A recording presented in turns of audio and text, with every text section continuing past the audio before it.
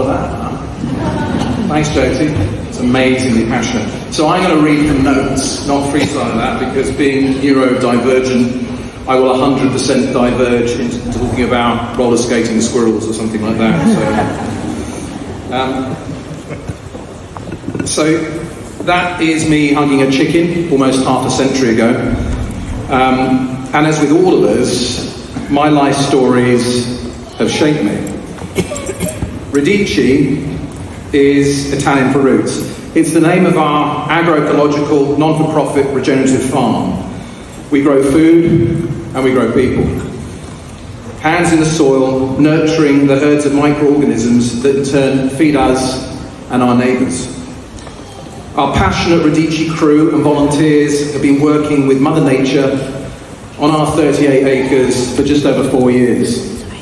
Only 90 minutes from central Milan, yet in our lush valley at the root of the Alps, overlooking Lake Garda, it feels a world away.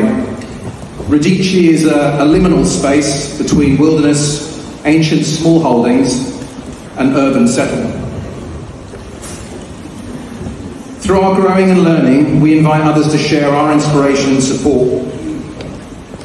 For our purpose is to thrive and to help others to thrive too. Radici is just one story, and I want to suggest it connects to something bigger. To human health, to trading, and to the choices we face in this new AI age, and whether we can, in the end one story and begin another. So my life has had 3 main stories so far. Aside from my childhood, 23 years and 201 days ago, I woke up and didn't want to live anymore. Addiction had stripped me of everything. But that day, I chose not to die. And that was the beginning of a new life story and the end of my first story. My second story was about recovery. I fell in love. I became the father of 2 amazing human beings. I stumbled into tech entrepreneurship. We built a global company that made money from day one and sold it 15 years later for a lot. By society's measure, I was very successful. But it felt hollow, wealth without nourishment, the seduction of consumption, another form of addiction. My third story is about regeneration. I sold my company because of Radici, because I wanted to move from activism to actionism. Not just campaigning for change, but living it. And this is where I am today. All stories have beginnings and ends always bring new beginnings, with or without us. So Radici is teaching me many, many things, but a biggie is, you are what your food eats. As I'm sure many of you know, beneath every plant lies the most incredible biologically active zones on Earth. Microbes and mycorrhizal networks in the rhizosphere trade signals and sugars and minerals. In response, plants produce phytochemicals, flavonoids, carotenoids, and many others that I can't even begin to pronounce. So from biome to biome, of the 12,000 phytochemicals in the human diet, science suggests that maybe up to 95% are likely interacting with our biome. Yet we only understand about 5% of that. Of the 5% we do understand, a lot is our frontline defense against oxidative stress and chronic inflammation.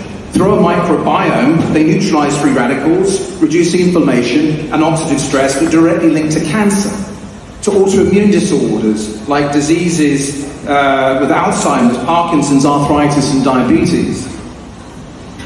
We often think of ourselves as individuals, but only 1% of our genetic code is actually ours.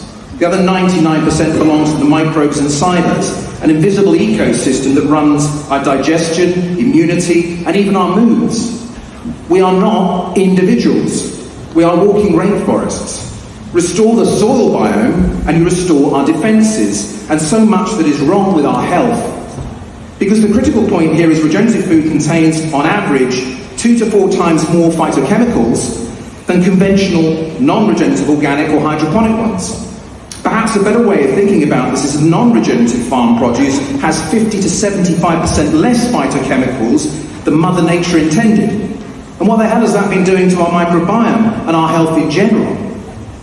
I don't eat meat myself, but this also applies to the animals fed on regenerative foods. Now, phytochemically dense foods also taste so much better. Our olfactory glands are tuned to seek them out. And you can test this today by trying or buying some of our regenerative olive oil, passata or pesto at our little stall here.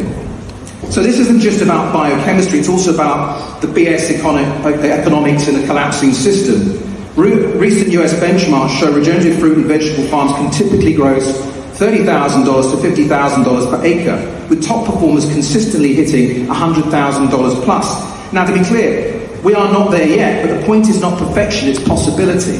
Small farms, once dismissed as marginal, could now be bankable. Mortgages and loans for 3 to 4 acre farms can be serviced by steady food revenue. For the first time in a century, ordinary families could see a small holding, not as a dream, but as a realistic financeable future. Overheads plummet without tractors, tillage, fertilizers, pesticides. Even tenancy farming becomes viable. Leasing land for regenerative production regenerates soil whilst opening doors for new farmers. Imagine planning laws that supported this. Affordable eco homes on small regenerative holdings, clustered around town, supplying direct to consumers, local food, local work, local resilience.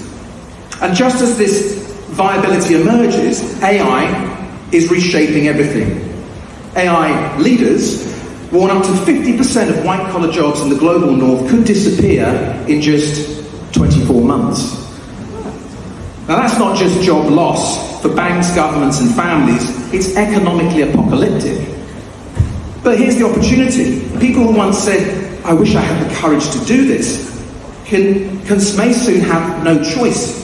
The end of one system of work can be the birth of another. If we act quickly, panic can quickly become a pivot from redundancy to regeneration. So the question is, despair or a new story? Can we channel human energy into regenerating soil, food and community, into building lives with purpose, economies with resilience, ecosystems with life? AI can't do this. Only storytelling monkeys can do this. In summary, the truth is the world is unraveling. And in the face of collapse, to make a big dent, we need to link these three truths. The phytochemical nutrient richness of regenerative produce has hidden financial value. Food that heals and protects can also fund viable farms and subsidize food poverty. For the first time in a century, small holdings can be bankable, land, homes and livelihoods able to be financed. This is a real means to an end. The AI bomb makes this critical. Millions of jobs will vanish. But panic can become purpose, a regenerative farming mass movement. This needs seed to soil training, legal and planning guides, financial templates, including appropriate retail financial partners, practical scaffolding that lowers risk and opens the door for families to pivot quickly. We all have the collective opportunity to support Earth in building on their progress so far, to platform and focus this bridge, to enable a regenerative farm revolution. If we can package this together, if we can flat pack regenerative farming as a life path, then collapse becomes compost.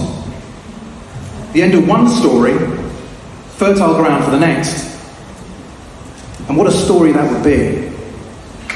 Right, thank you for your time.